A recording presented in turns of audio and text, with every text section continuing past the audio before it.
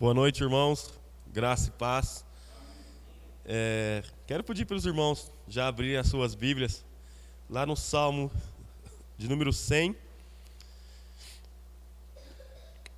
Salmo 100. Nós vamos ler do 1 ao 5, né? Todo o Salmo.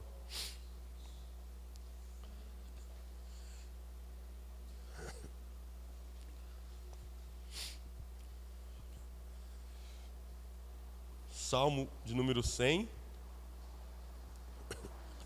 do 1 ao 5.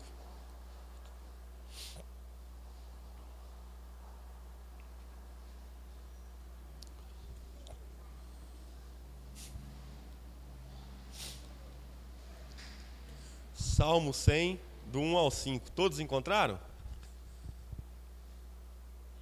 Amém. Então, assim diz a palavra do nosso Deus. Aclamem o Senhor, todos os habitantes da terra. Prestem culto ao Senhor com alegria. Entrem na sua presença com cânticos alegres. Reconheçam que o Senhor é o nosso Deus. Ele nos fez e somos dele. Somos o seu povo e rebanho do seu pastoreio. Entrem por suas portas com ações de graças e em seus átrios com louvor. Deem-lhe graças e bendigam o seu nome, pois o Senhor é bom e o seu amor leal é eterno. A sua fidelidade permanece por todas as gerações. Amém? Então, para um cristão, o culto ele é um momento indispensável para a vida e ele deve ser cheio de alegria. Nós temos várias razões pelas quais nós devemos louvar ao nosso Deus. Primeiro, Deus, ele nos ordena que o louvemos. Nós lemos aqui, aclamem o Senhor, todos os habitantes da terra. Segundo, Deus, ele é digno de ser adorado. Terceiro, o louvor é uma porta que nos leva à sua presença e que nos alegra, que nos traz alegria. E quarto, louvor e adoração nos ajuda a nós nos centralizarmos em Deus e não em nós mesmos, né? Toda a glória ao nosso Deus. Então que nessa noite, como pessoas, né, como indivíduos, como família e como igreja, que nós possamos cultivar louvor e adoração no nosso dia a dia.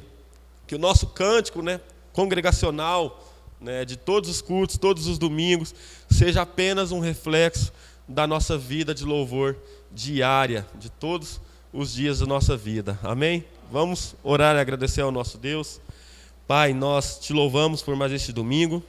Obrigado por trazer a cada um de nós até aqui nessa noite. Que o Senhor abençoe a cada um de nós, que o Senhor abençoe aqueles que não puderam estar nessa noite conosco, aqueles que estão viajando, aqueles que estão enfermos. Que o Senhor abençoe eles, que o Senhor cuide de cada um, Deus. Também te pedimos que nessa noite o Senhor fale conosco através da sua palavra. Que o Senhor nos dê entendimento da tua palavra, Deus. E que nós possamos sair daqui com o desejo de praticá-la sempre e sempre, Deus. Que a nossa vida seja uma vida de louvor diário a ti, Deus. Assim nós oramos em nome de Jesus. Amém.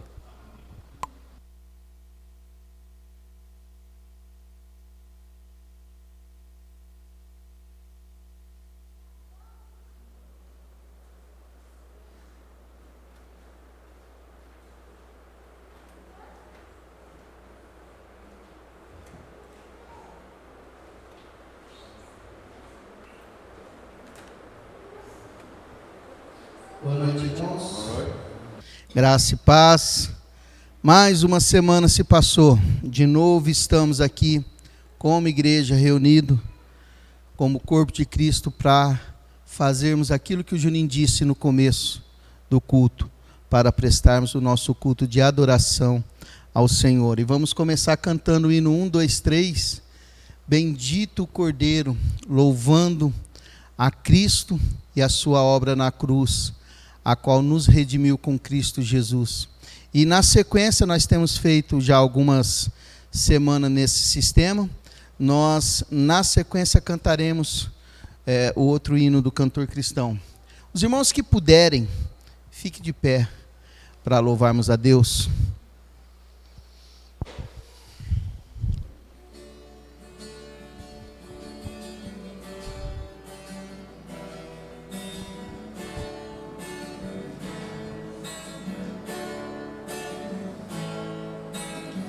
Seja bendito o Cordeiro que na cruz por nós padeceu. Seja bendito teu sangue que por nós pecadores verteu. Eis esse sangue lavado com roupas que não malvação, os pecadores remidos e perante seu Deus o descanso. Algo mais que a neve, algo mais que a neve, sim, desse sangue lavado, mais alto que a neve ser. Quão espinhosa a coroa que Jesus por nós suportou. Ó, quão profundas as chagas que nos provam o quanto Ele amou. Eis esta chaga pureza para o mais nobre pecador,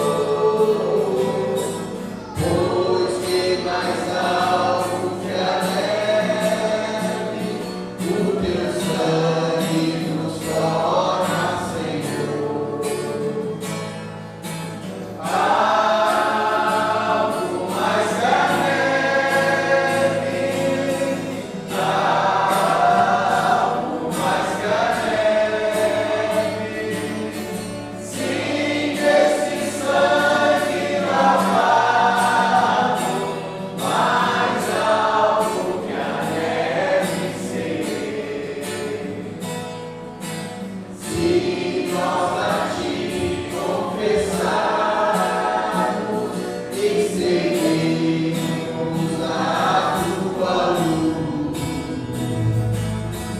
tu não somente perdoas, purificas também, ó Jesus. Sim, entre todo pecado, de maravilha desse amor, pois que mais alto que a neve, o teu sangue nos torna Senhor. Algo mais que a neve,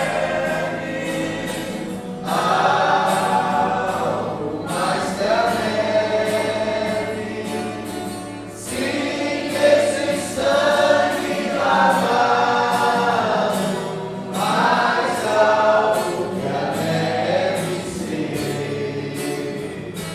Ó, tão cego eu andei e perdido vaguei, longe, longe do meu Salvador, mas a glória desceu e seu sangue verteu pra salvar um tão pobre pecador. Foi na cruz, outro dia eu vi meu pecado castigado em Jesus.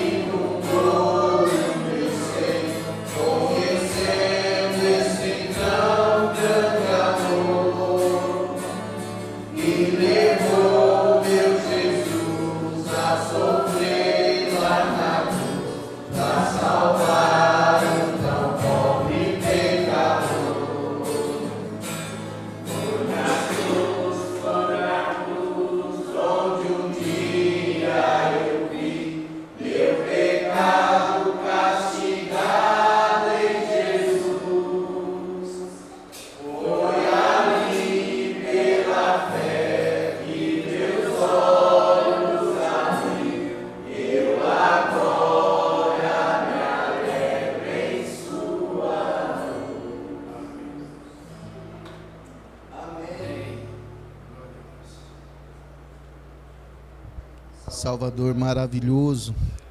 Continuando na linha de cantarmos hino que exalta o nome de Deus. Hoje eu li uma frase do Nicodemos que dizia que Deus nos fez para louvar,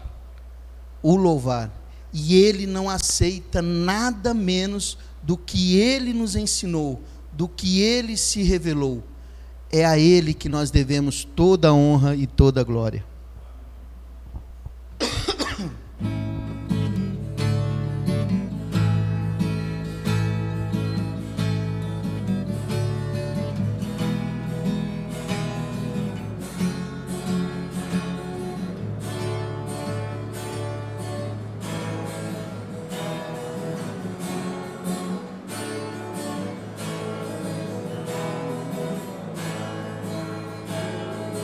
Salvador maravilhoso, Deus que tomou meu lugar, por Ele entregue ao Calvário, todo pra nos salvar, todo pra nos salvar, Consolador, Conselheiro, Deus que me vem abraçar na noite escura da alma, tu vens comigo andar, oh, tu vens comigo andar. Por isso nós te adoramos, por isso vamos louvar.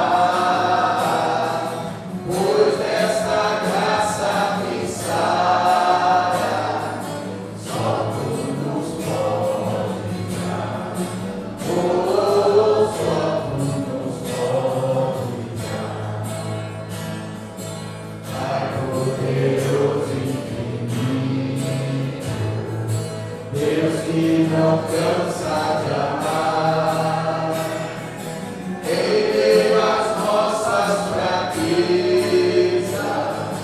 nós vamos te buscar, oh, nós vamos te buscar.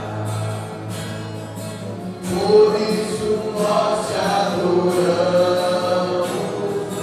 por isso vamos louvar.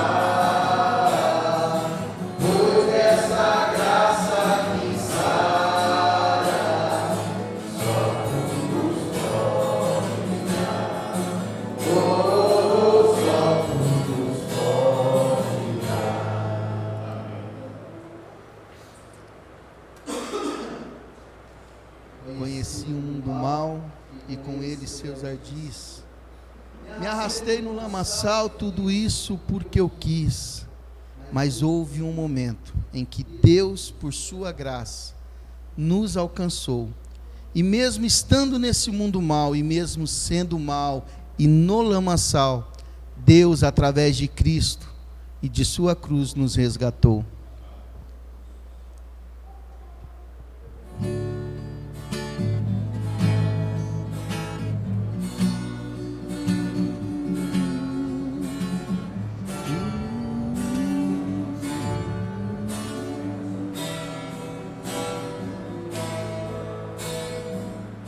Conheci o mundo mal e com ele seu jardim, me arrastei no lamaçal, tudo isso porque eu quis saber mais que qualquer um, construir algum valor, onde a paz pudesse ser a verdade.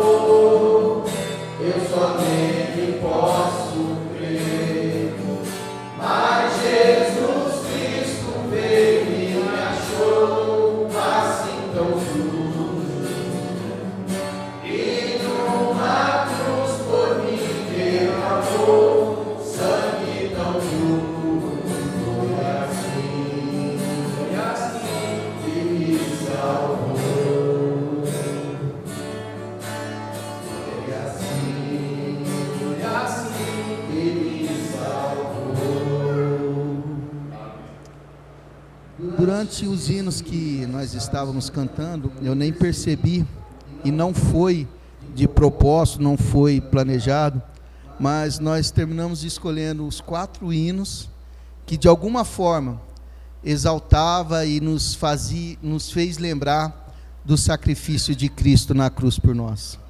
Oremos então agora, irmãos. Pai, nós queremos te agradecer por mais uma semana que se passou, por aquilo que o Senhor tem feito em nossas vidas, pelos livramentos que o Senhor tem feito, até mesmo aqueles que nós não vimos, não sabemos, mas sabemos que a sua misericórdia tem se renovado em nossas vidas, dia após dia. Te agradecemos pelo dia de hoje, pela oportunidade de estarmos desde cedo para aprender da sua santa palavra.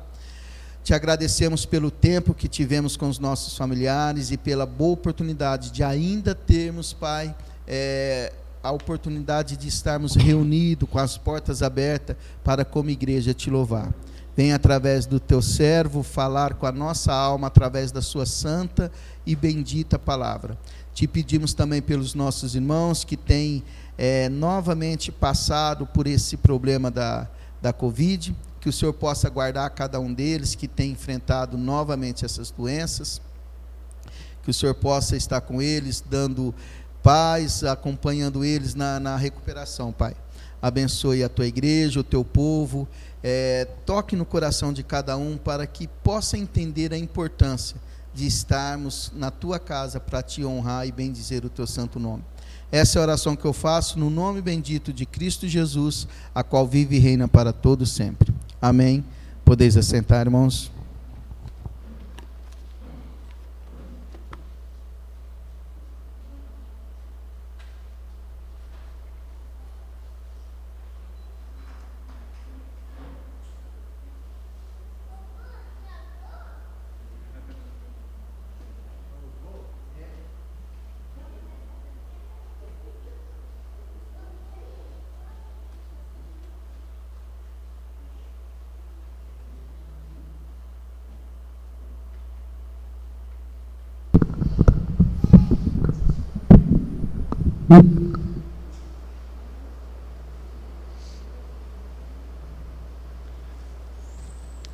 Eu saúdo a igreja na graça, na paz, na misericórdia do nosso Deus, amém? Louvado seja Deus por mais esse dia. Já louvamos ao nosso Senhor através das nossas músicas. Eu peço que você desde já abra a sua Bíblia lá no Salmo 19.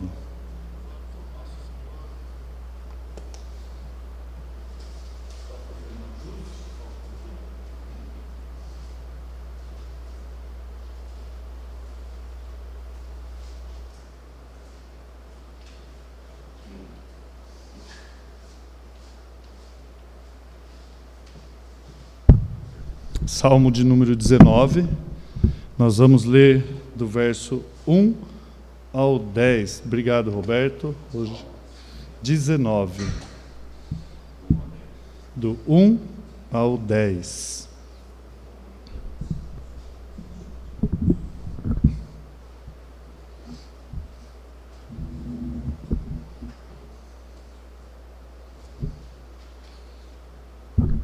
Os céus proclamam a glória de Deus, e o firmamento anuncia as obras das suas mãos.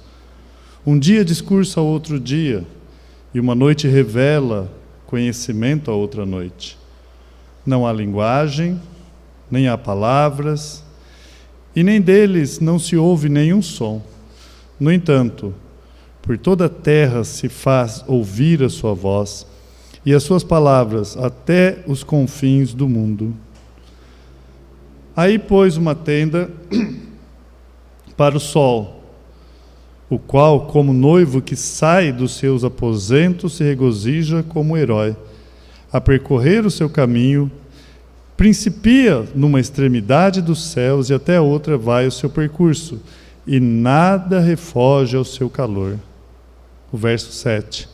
A lei do Senhor é perfeita e restaura a alma. O testemunho do Senhor é fiel e dá sabedoria aos simples. Os preceitos do Senhor são retos e alegram o coração. O mandamento do Senhor é puro e ilumina os olhos. O temor do Senhor é límpido e permanece para sempre. Os juízos do Senhor são verdadeiros e todos igualmente justos. São mais desejáveis do que ouro, mais do que muito ouro depurado, e são mais doces do que o mel e o destilar dos favos. Vamos orar essa noite. Pai, obrigado. Obrigado, Senhor, pela sua palavra, aquilo que já aprendemos hoje pela manhã, em Marcos capítulo 4.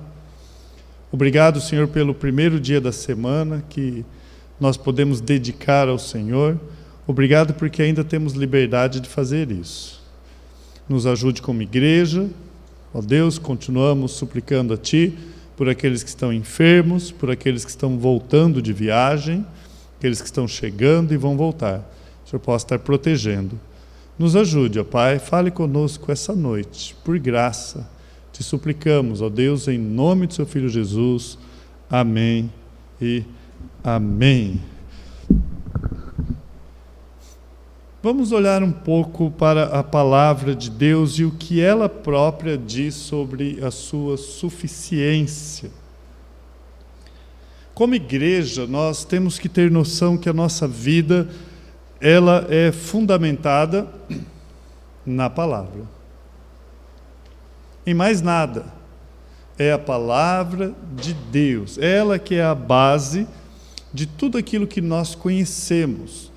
Não há ninguém nesse planeta que teve qualquer outra revelação, ou uma revelação extra daquilo que já está revelado aqui nas Escrituras. Nada mais e ponto final. Nós, como crentes em Cristo Jesus, nós cremos na total suficiência da palavra de Deus. E automaticamente nós vamos aprender que a nossa suficiência está na palavra de Deus. Mas há uma estratégia, nós vimos hoje pela manhã, muito sutil de Satanás, em que ele distorce essa verdade. Então, antigamente, ele atacava como se houvesse uma fonte, as pessoas iam beber daquela fonte. E ele começou a atacar as pessoas que bebiam dessa fonte.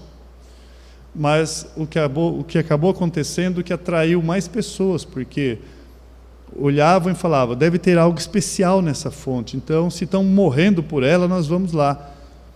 E a estratégia de Satanás, qual que foi? Vamos colocar mais fontes. Então essas pessoas, nós pegamos essas pessoas e levamos para as fontes que são falsas. Isso é desde o Éden, a forma de Satanás tratar a palavra de Deus foi distorcendo a própria palavra de Deus.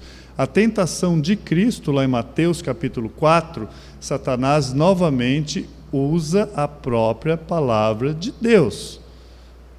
A palavra diz aos seus anjos, você ordena, eles vão te sustentar, pula daí.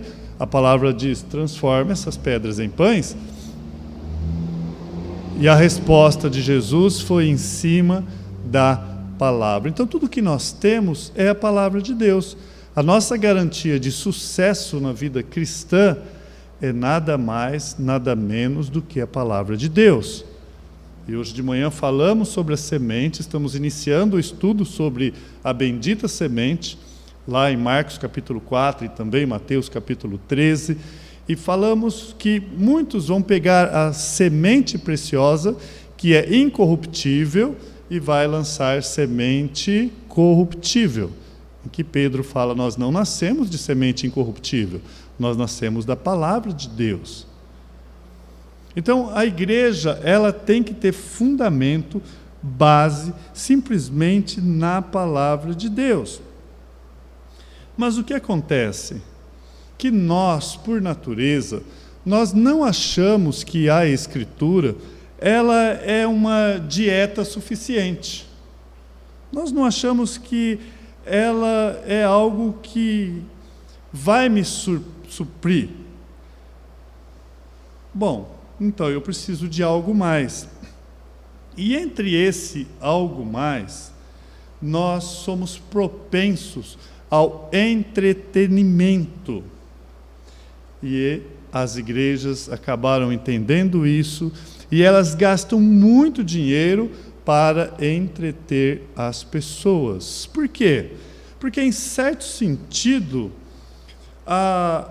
aquelas pessoas, elas têm a porta aberta para isso, ou nós temos a porta aberta para isso. Haja visto que você consegue ficar assistindo uma série por 2, 3, 4, 6. Eu já vi alguém dizendo que o canal de stream perguntou se tinha alguém lá. Tem alguém aí? Né? Tá rindo lá atrás, né? Tem alguém aí? De tanto que está assistindo. Será que tem alguém assistindo aí ainda? Porque depois de tanto tempo, né? E por que isso?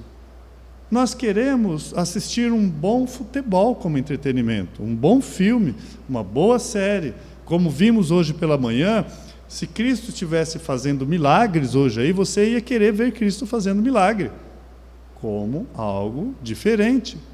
Nós somos propensos ao entretenimento. E essa é uma das brechas que o inimigo encontra. É a porta de entrada para aquelas pessoas que não creem que as Escrituras são suficientes. Não há nada de errado em um entretenimento saudável, desde que nós não misturamos as coisas. A igreja, ela foi instituída, constituída pelo próprio Deus, para que os santos pudessem se reunir e estar juntos ali, buscando a presença, a pessoa e a palavra de Deus. Bom, mas esse é apenas um ponto. Por quê? Por trás disso, embora nós podemos ter certa parcela administrada, correta de entretenimento, mas por trás de tudo isso, pode ser que há algo em nós que diz que a Escritura não é suficiente. Aquilo que aprendemos pela manhã. Com certeza, muitas pessoas não viam a hora de Jesus parar de falar para verem ele fazer os milagres. Esse homem não para de falar nunca. Jesus veio para pregar. Mas com certeza, muita gente queria ver o poder. Quem não queria ver uma pessoa que nunca andou, de repente sair saltando e andando? Quem não queria ver um cego? Quem não queria ver um leproso ser curado? Os discípulos tiveram ali o privilégio de ver o mar se acalmar. Coisas desse tipo. Mas o que acontece é que nos dias de hoje, aproveitando isso, a igreja em si, ela começa a abrir portas para as outras coisas. Então, eu preciso de atrativos. Se não é o entretenimento, eu preciso de algo em que eu possa trazer essas pessoas a estarem unidas ali comigo, aprovando aquele projeto e dando para aquele projeto. E nós vemos chegar claramente à nossa volta o que nós chamamos de teologia da prosperidade. Então agora, já não é mais o Cristo que salva dos nossos pecados, o Deus que perdoa os nossos pecados, mas é um Deus em que você dá o seu 10 e recebe 100. É um Jesus Cristo que vai transformar a sua vida de miséria numa vida de prosperidade.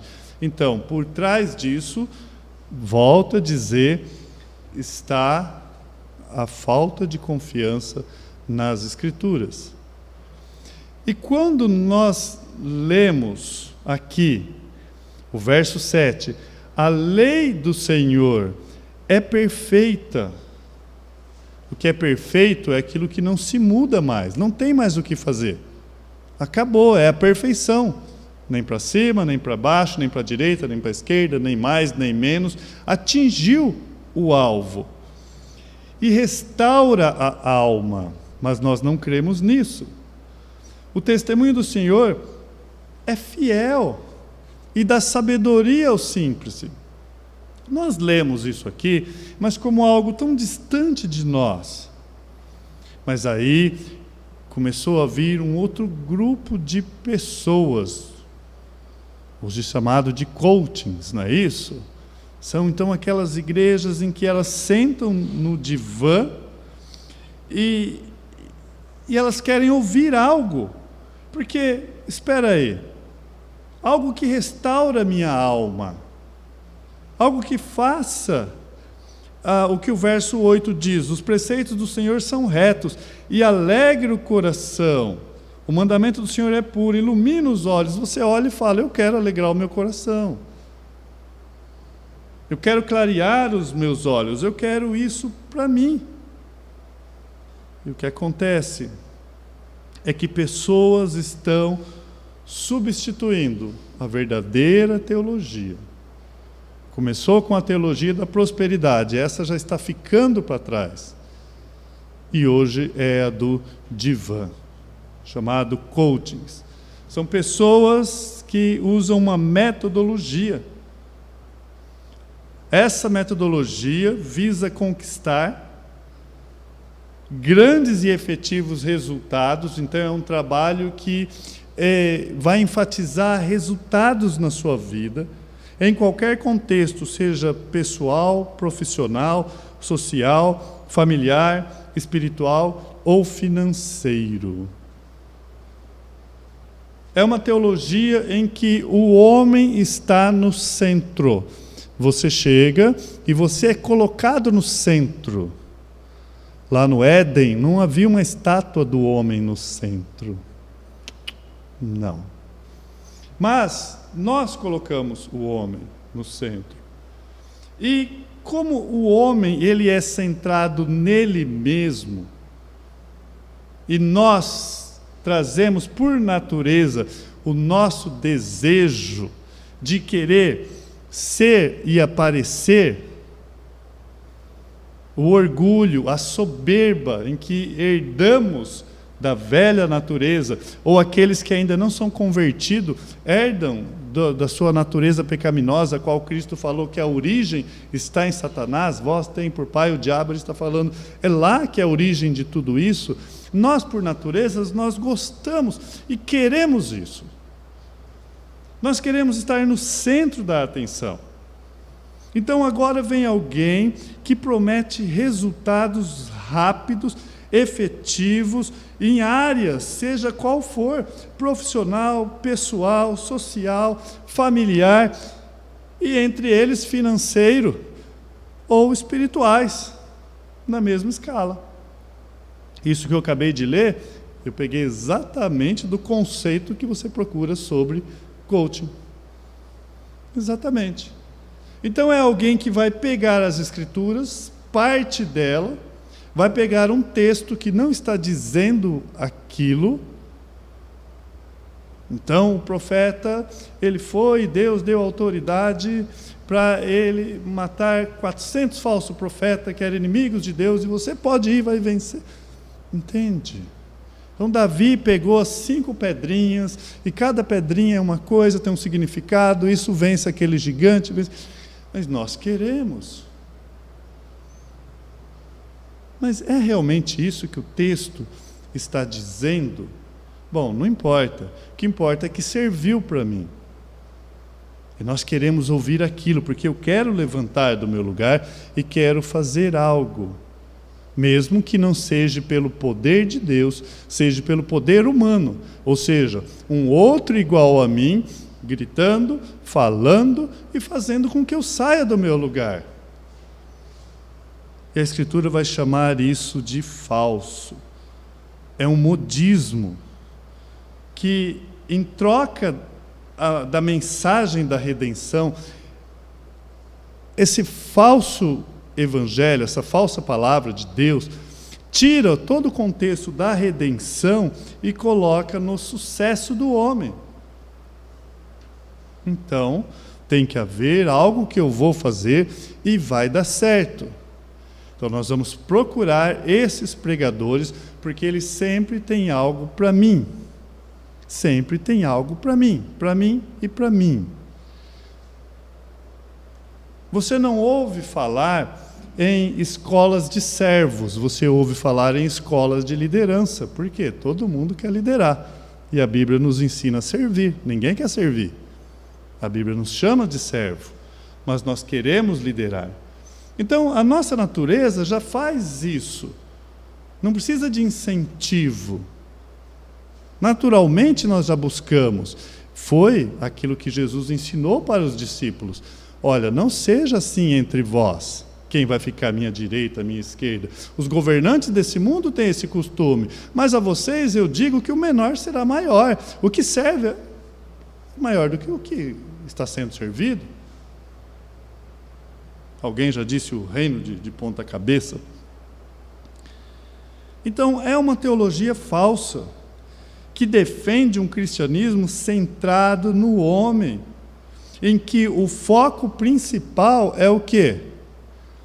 A satisfação pessoal e não a glória do nosso bendito Deus. Então, o que importa é ser feliz. E se eu não encontrei em outros lugares, naquela igreja eu encontro isso. Não importa se eu estou caminhando para o inferno. Importa que eu encontrei um grupo de pessoas que de alguma forma deu resposta para aquilo que eu tinha, que eu queria. Nós temos esse quadro exatamente de uma motivação falsa, nós já aprendemos aqui de domingo à noite, quando aquelas pessoas buscavam Jesus por causa do pão. Jesus fala, olha, vocês estão me buscando não é por causa dos sinais que vocês viram, que aponta para o Messias, ou para crer que eu sou filho de Deus. Vocês estão me buscando por causa de pão, porque vocês comeram e se saciaram e vocês querem mais. E acontece que por trás disso há uma tentação constante. Por outro lado, há aquela falta de contentamento, aquela desconfiança de que olhando para a nossa vida e olhando para Deus, tem algo errado e eu preciso fazer mais, eu preciso acontecer mais, eu preciso estar movido por pessoas com eventos e com coisas. Esquecemos a simplicidade que há em Cristo Jesus. Esquecemos que começa lá em casa, que começa no bairro, que começa na empresa, o meu cálice transborda, eu tenho vida e abundância, e eu tenho o chamado do próprio Cristo a colocar a mão no arado e não olhar mais para trás. Eu tenho o chamado do próprio Cristo em levar o Evangelho, batizando-os em nome do Pai, do Filho e do Espírito Santo, ensinando-vos a guardar todas essas coisas. Eu tenho um chamado. Mas como eu inverti? E a palavra de Deus diz, buscai primeiro o reino de Deus. E hoje nós vemos, buscai primeiro a sua autossatisfação. Como eu inverti? E no meio, no centro da adoração ao nosso Deus, no centro do culto que nós chamamos a Deus, está o homem. Então, para mim, fica um pouco difícil fazer isso. Porque, para que eu faça isso, eu tenho que deixar de mim mesmo.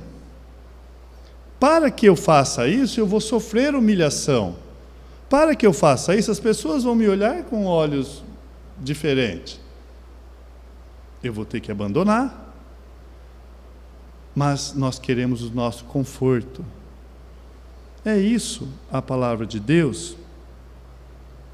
Esta é novamente uma maneira sutil de você dizer que a Bíblia não é suficiente. O que nós vemos aí fora são pregações nebulosas. Tem alguns pontos de contatos com as coisas de Deus, mas não é puro, não é a essência, não é a palavra de Deus ali no seu néctar, na sua origem, não é. Se você pega 1 litro de suco de laranja, você espreme lá 12, 14 laranjas e consegue um suco puríssimo. Você tem 1 litro. Se você colocar mais 1 litro de água, você não tem 2 litros de suco de laranja. Acabou. você tem 1 litro só. O resto é água misturada. E se você diluir mais ainda, se você colocar 100 litros ali, ainda tem lá suco de laranja. 99 de água e 1 só. Você não vai falar que você tem 100 litros de suco de laranja. Aonde está o suco? Diluído. Então, foram diluindo, diluindo, diluindo. Você pode, às vezes, sentir lá em 10 litros de água um gostinho distante de laranja, mas não é o suco natural. Assim é com a palavra. Então, às vezes fala de Deus, às vezes de Jesus, dando exemplo como um bom homem que eu poderia seguir e fazer. Ele conseguiu, e aí eu posso também, porque Cristo fez. Não é a palavra da forma como Deus instituiu, é a palavra usando, como Pedro fala nas suas cartas, pegando e deturpando a palavra de Deus. Mas, dando continuidade, isso faz com que as pessoas continuem confusas, os corações continuam se afligindo, as dúvidas continuam. E o que acaba acontecendo, que isso, em certo sentido, para quem promove essa teologia, é bom, porque é uma questão que o cliente nunca vai estar satisfeito, e ele vai sempre voltar. Então, a motivação para que eu volte novamente é porque não me satisfez. Não me satisfez. E quando eu leio aqui o verso 7, 8 e 9, o temor do Senhor é límpido e permanece para sempre. Os juízos do Senhor são verdadeiros, e todos igualmente justos. São mais desejáveis do que ouro, mais do que muito ouro depurado, e são mais doces do que o mel e o destilar dos favos. Sabe por que você começou lendo esse salmo com alguém que não está fechado em 4 paredes, olhando para algumas polegadas, projetando aquilo que é ilusão o dia inteiro? Não é alguém que está num círculo vicioso que não leva nada a nada, como Salomão ou o pregador diz lá em Eclesiastes. Tudo é vaidade, correr atrás do vento. Não é alguém aqui que está atrás de um pregador, de uma teologia centrada no homem. Não, é alguém que tem o desejo da palavra de Deus. E esse alguém ama a palavra de Deus. Esse alguém, ele sabe que a lei do Senhor é perfeita. É esse alguém que pode ir lá fora, olhar para um céu magnífico e dizer: os céus proclamam a glória de Deus. Entende? Porque ele está banhado pela pessoa e palavra do Senhor Deus. Porque ele quer a pessoa do Senhor, ele quer conhecer mais, ele sabe que lá tem a fonte de tudo que ele precisa. É lá que ele ilumina os seus olhos, é lá que tem a restauração da sua alma. O foco, a fonte do salmista aqui é a palavra de Deus. E ele olha para a natureza e fala: não termina nunca. Um dia discursa a outro dia. E lá está novamente a glória do nosso Deus. Mas, já no Velho Testamento, há uma condenação para pessoas que enganam o povo de Deus.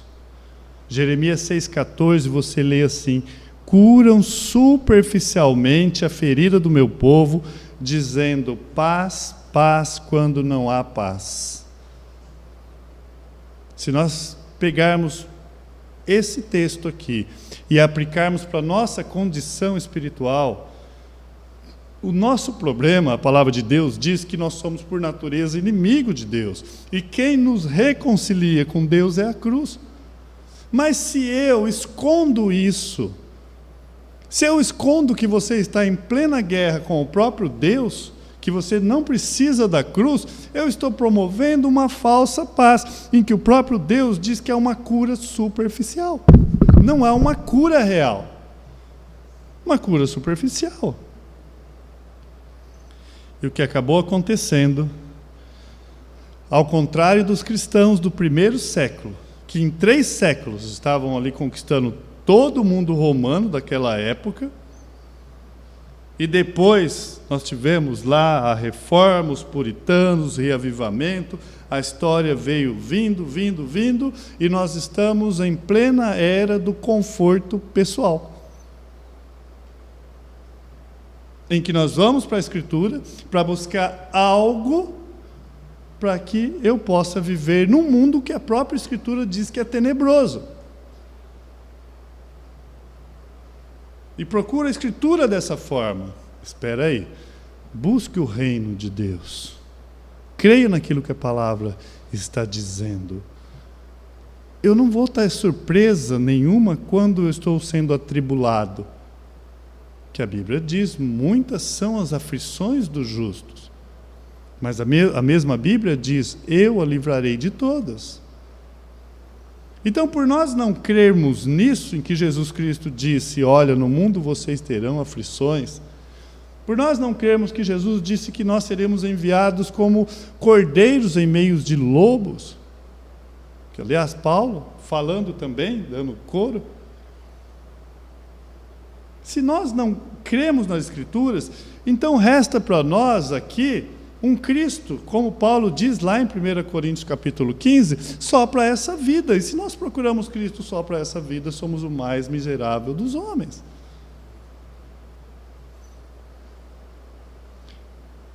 Então, ao contrário dos cristãos, que nós podemos olhar para o passado, hoje a igreja, ela busca o conforto pessoal. Não parecemos mais que acreditamos que a Bíblia é suficiente para a minha vida, para a conduta da igreja,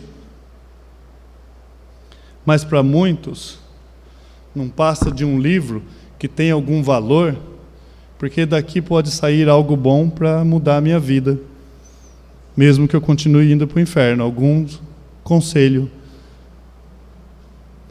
O primeiro conselho que a Bíblia dá para nós, e não é um conselho, é uma ordem, porque Deus ordena que todo homem se arrependa.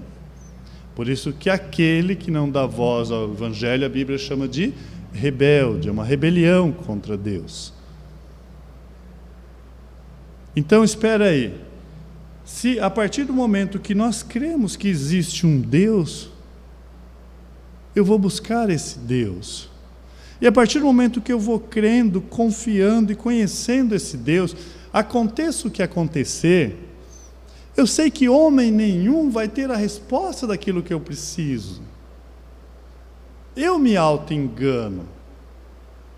Você já pegou pessoas que estão em casos terminais, nós já tivemos alguns aqui, como é difícil você ter palavras, porque você não tem. Como é difícil você estar em velório, confortar as pessoas, e você fala, eu não tenho palavras, e realmente não tem. Mas nós podemos colocar o quê? Essas pessoas diante de Deus, o máximo que nós podemos fazer. Porque é de lá que nós temos conforto. É quem está diante de nós. E isso nós temos nas Escrituras. E acontece que o fato de nós negarmos a palavra de Deus, o fato de nós aumentarmos ou diminuirmos, quando você termina de ler a sua Bíblia lá em Apocalipse, o que é dito lá? Ai daquele que aumentar, tirar, colocar algo além que já está escrito aqui. Mas podemos ir à Bíblia e encontrar nela o que é suficiente para toda vida e conduta. Ou se eu poderia perguntar, a Bíblia tem tudo o que eu preciso? A resposta é um retumbante sim. E a maior autoridade nessa resposta é a própria palavra de Deus. Você está perguntando agora, talvez, e nós somos propensos a fazer isso, é racionalizar, queremos dar razões. Você está falando, ela não tem respostas para tudo. É óbvio. Se você lança uma pergunta na Bíblia sobre a internet, qual site eu devo navegar, você não vai achar isso aqui, mas você vai achar princípios cristãos que rege a sua vida e te direciona o que você deve fazer, o que é reto aos olhos de Deus. Paulo fala, eu corro sim, mas não sem observar as regras. É um desafio constante. Paulo, quando ele escreve a sua segunda carta aos Coríntios, 2 Coríntios 3:5, ele fala assim, não que por nós mesmos sejamos capazes de pensar alguma coisa. Olha o que ele está dizendo. Não que por nós mesmos sejamos capazes de pensar alguma coisa, como se partisse de nós. Pelo contrário, a nossa suficiência vem de Deus. Como que Deus se revela a nós? Através da sua palavra. Quer ver Deus falar com você? Alguém já diz, vá à palavra.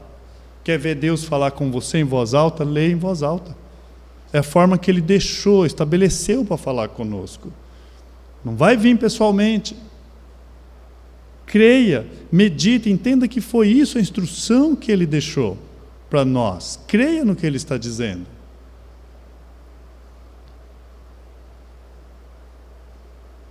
Nós acabamos de ler aqui, nossa suficiência vem de Deus. E outro lado, a nossa suficiência não vem de homens.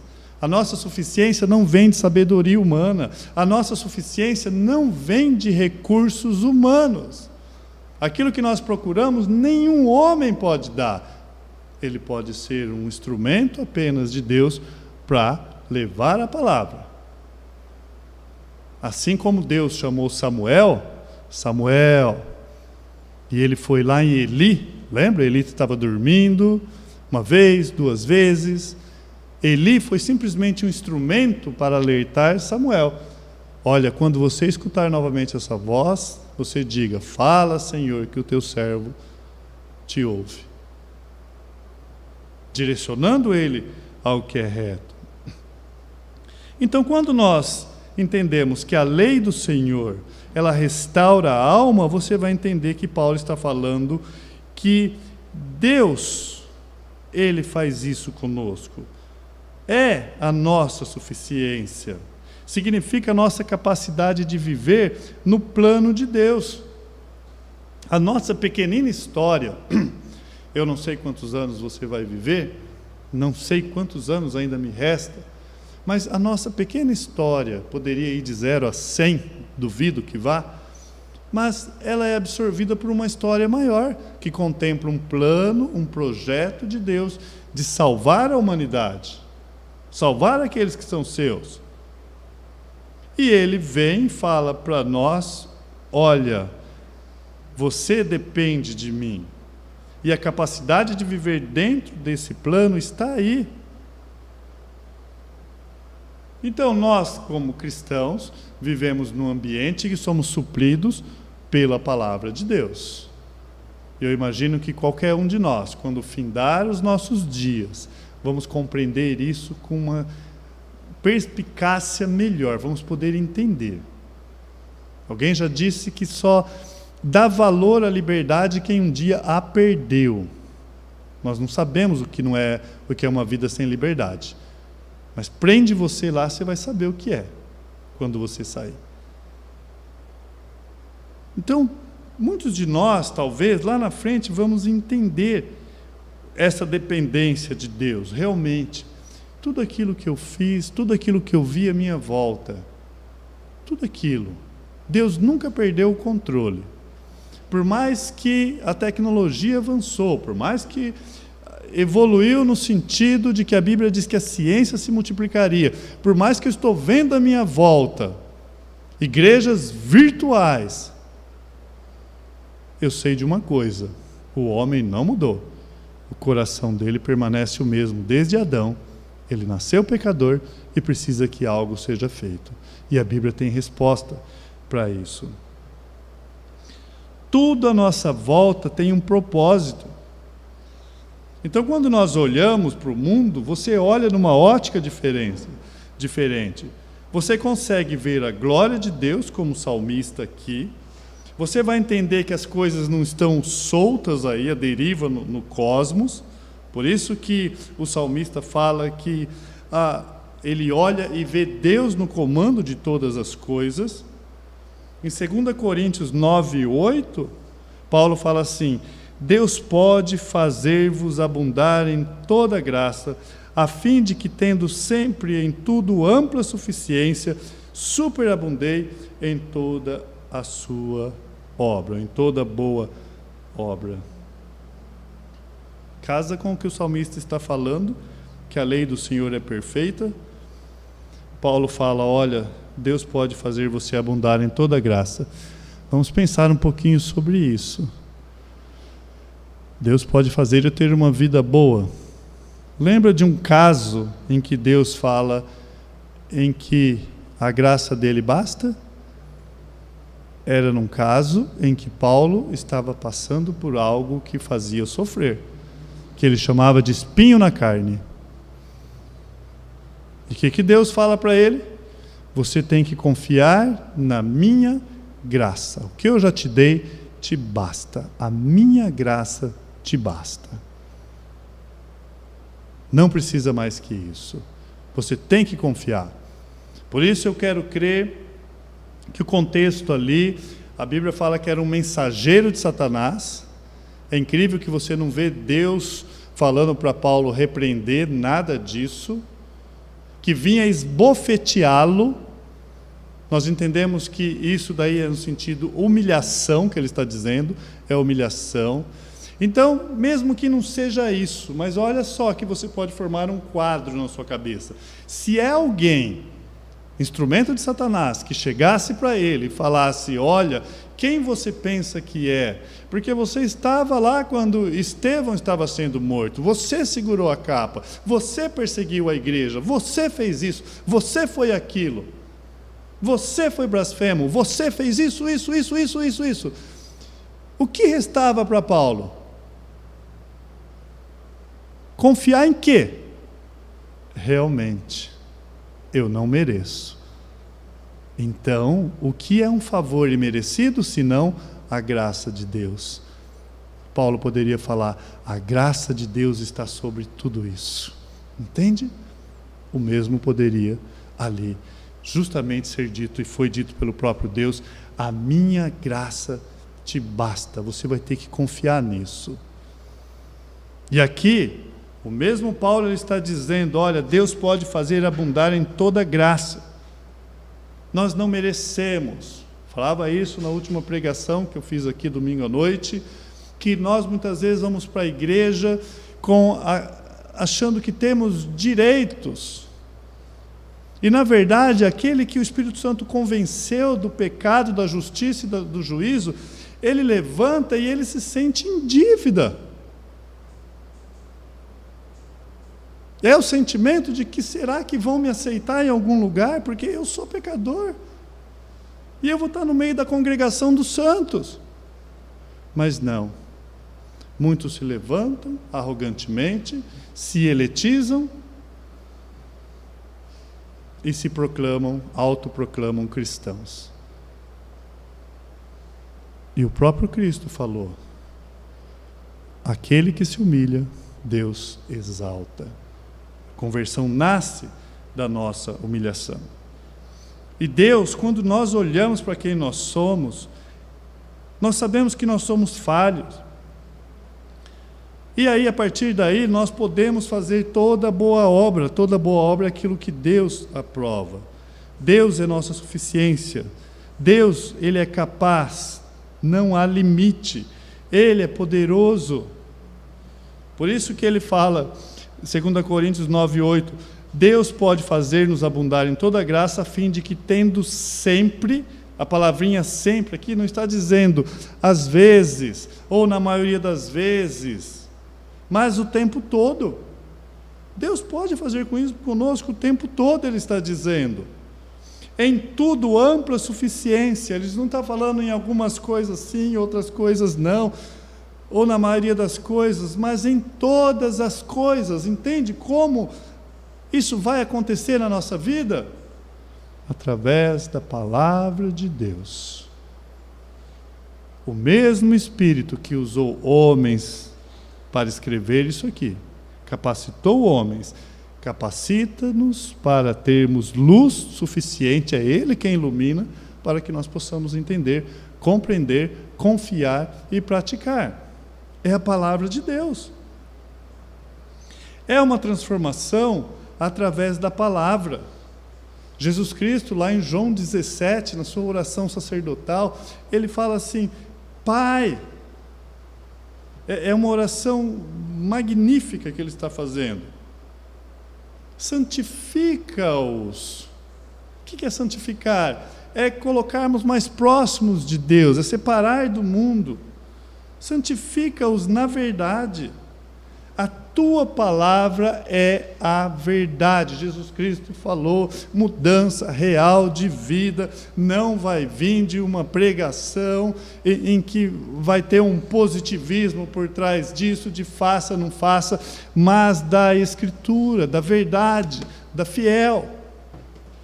Palavra e bendita, palavra do Senhor. É dali que vem. A palavra santificar significa separado do pecado, separado para Deus.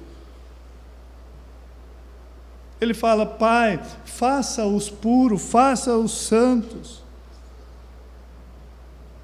Aproxima-os de Ti. Mas no mesmo versículo ele já fala: através da Tua palavra. Nós concluímos essa noite então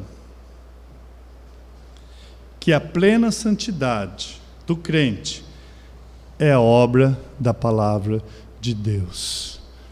Amados, o que nós temos aqui nos direciona para o próprio Deus. Acontece que a igreja deixou de buscar a santidade e passou a buscar benefícios próprios, uma vida de conforto. É obra da palavra de Deus, não é a palavra de Deus e algo mais. Você não precisa da Bíblia e mais escritos de pessoas tal. Há pregadores que citam tanto nomes que você fica pensando: poxa, mas falou mais de terceiro do que a própria Escritura. Não. Pode servir como apoio, mas é periférico, não está no centro, está gravitando.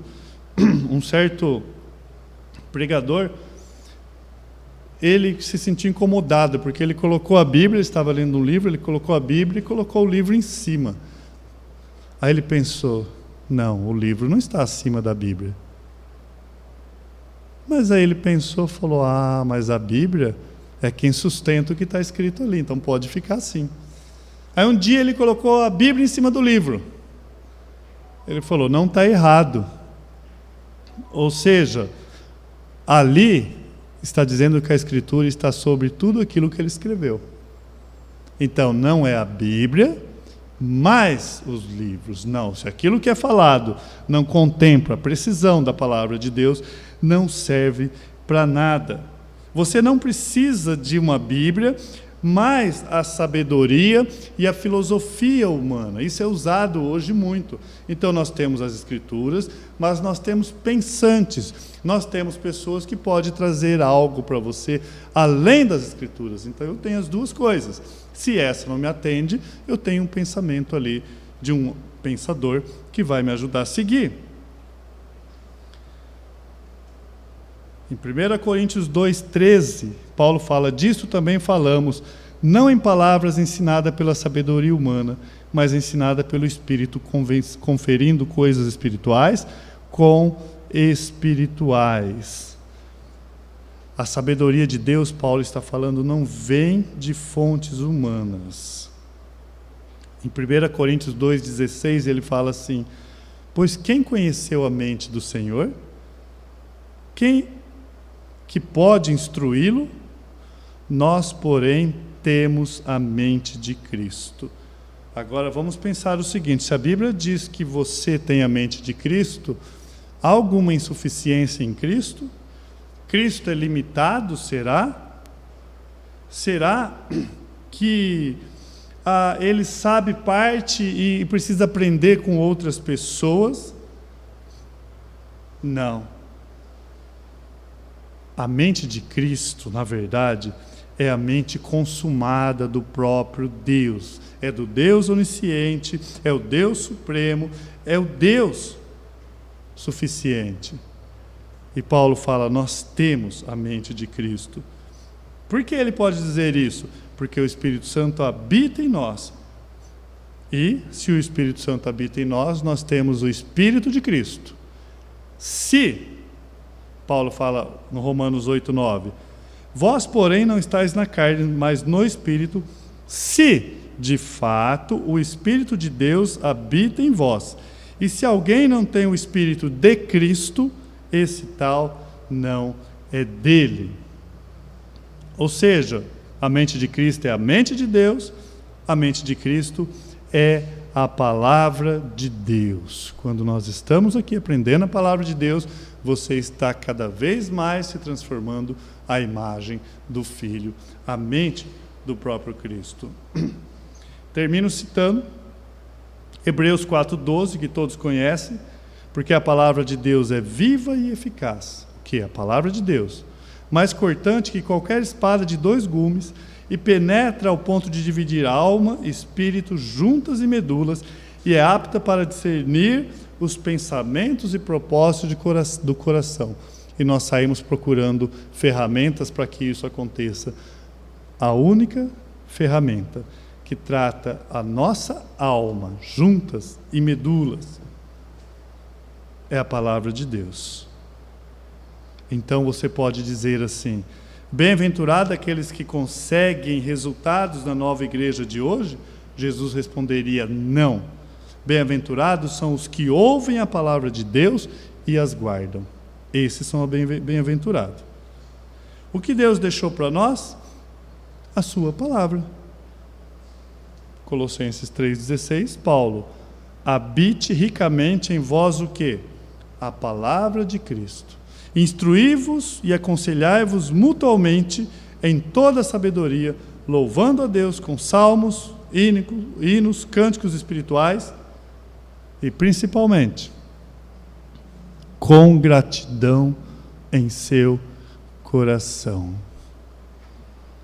A palavra de Deus. Saia daqui essa noite desafiados. Desafiados, não. É a palavra de Deus. Ele deixou para nós. E eu tenho essa oportunidade riquíssima. Vamos orar? Pai, obrigado, porque o Senhor trabalhou nas nossas vidas através do seu Filho. E a sua palavra diz que nós não estamos mais na carne, mas no Espírito, se de fato o Espírito do Senhor habita em nós. E nós queremos crer que sim, ó Deus. E através disso que nós aprendemos essa noite, ajuda-nos, ó Pai, a buscar a santidade. Ajuda-nos a buscar a glorificar seu santo nome.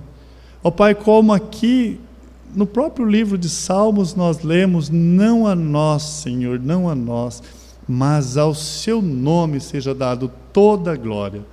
Nos ajude. Que essa semana, ó Deus, ao contemplar a sua palavra, nós possamos olhar como salmista e contemplar as obras da sua mão, daquilo que o Senhor fez. Ó Deus, abra nossos olhos. Obrigado pela sua palavra, que trabalha em nossas almas, em nossos corações. Nos ajude, ó Pai, a crer nisso. Obrigado porque o Senhor nos ensinou que é para hoje. A nossa suficiência está em Ti. Te agradecemos em nome do seu Filho Jesus. Amém e amém. Louvado seja Deus por mais essa porção, que possamos usar essa semana para a honra e glória de Deus. Estamos assim terminados. A comunhão faz parte do culto.